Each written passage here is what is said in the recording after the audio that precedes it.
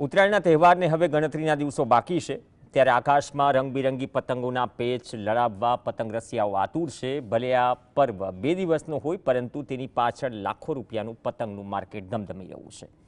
કાચા માલના વધતા ભાવ અને પડકારો વચ્ચે પણ પતંગ બજારમાં કેવો ઉત્સાહ છે તેના પર જોઈએ ખાસ રિપોર્ટ।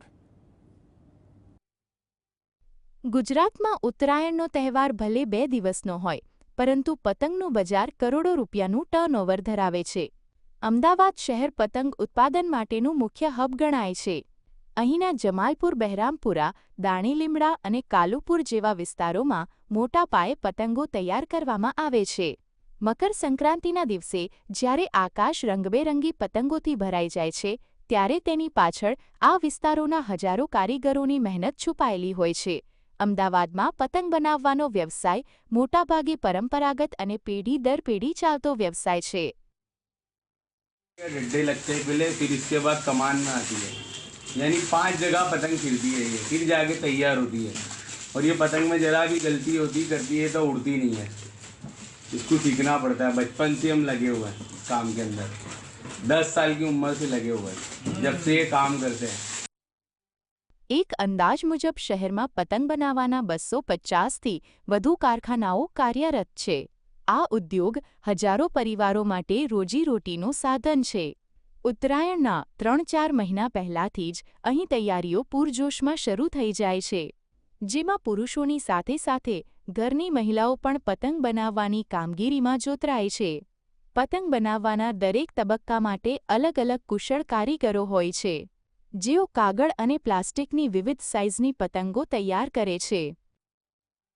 पतंग लाइन में 15-20 साल हो गए मेरे को, और रोज़ के 2000 मजदूरी कमाल लगा लेता हूँ, घर चले ऐसा हो जाता है और तकलीफ नहीं पड़ती है।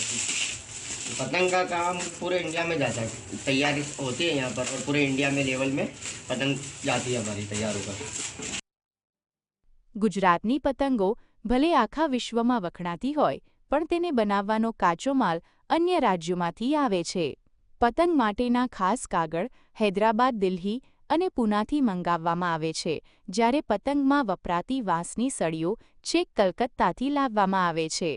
આ કાચા માલને આખરી ઓપ આપી અમદાવાદના કારખાનાઓમાં પતંગ તૈયાર થાય છે, જેને ખરીદવા માટે રિટેલ વેપારીઓ દૂર દૂરથી આવે છે। સૌથી મહત્ત્વની વાત છે કે પતંગ બનાવવામાં કઈ લોકોનો ખર્ચ આવે અને ઉત્તરાયણનો તહેવાર ફક્ત 2 દિવસનો હોય છે, 13 અને 14 જાન્યુઆરી। લેકિન એની તૈયારી અમે આખી વર્ષ કરવી પડે છે, જેના હજારો લોકો એમાં સંકળાયેલા હોય છે, એના ઘર ચાલે છે। ત્યારે આખા વર્ષની તૈયારી પછી 14 તારીખે પતંગ રસિયાઓને આ પતંગો મળે છે। ચાલુ વર્ષે પતંગ બનાવવા માટે વપરાતી સામગ્રીના ભાવમાં વધારો થવાને કારણે પતંગની કિંમતોમાં પણ વધારો જોવા મળ્યો છે। પતંગની સાઇઝ અને ગુણવત્તા પ્રમાણે તેના ભાવ નક્કી કરવામાં આવ્યા છે। અહીંયાથી અમે બહુ 2-5 વર્ષ પહેલાંથી આવીએ છીએ, બરાબર। મારા પપ્પાએ અહીંયાથી લઈ જતા હતા, અમે અહીંયાથી લઈ જઈએ છીએ અત્યારે, બરાબર। અહીંયા બધું હોલસેલનું વેપારી છે, બધા હોલસેલની દુકાનો છે। तिरकड़ी लईने पतंग लईने नानी सी मोटी वस्तु अहियाँ मले। आज या गुजरात में पतंग का जो महोत्सव है 1 जनवरी से 15 जनवरी तक, 14 जनवरी को it's a very great festival. और जैसे अपना दिल्ली वगैरह साइड में दिवाली के टाइम पे जो धनतेरस का होता है उससे भी बड़ा इधर पतंग का महोत्सव होता है। तो ये area is well known for the पतंग मैन्युफैक्चरिंग और ये धागा मैन्युफैक्चरिंग के लिए है। तो दुनिया जहाँ से लोग इधर आते हैं और अपना रिवर फ्रंट पे तो एक करके 5 जनवरी तक जो पतंग का लेता है उसमें तो पूरे वर्ल्ड से आते हैं। જો કે ભાવ વધવા છતાં વેપારીઓ આશાવાદી છે કે પતંગ રસિયાઓનો ઉત્સાહ ઓછો નહીં થાય। બજારમાં અત્યારથી જ પતંગની ખરીદી માટે ભીડ જોવા મળી રહી છે, જે દર્શાવે છે કે આ વર્ષે પણ આકાશ રંગીન પતંગોથી છવાઈ જશે। ઝલક અધ્યારો, GSTV, અમદાવાદ।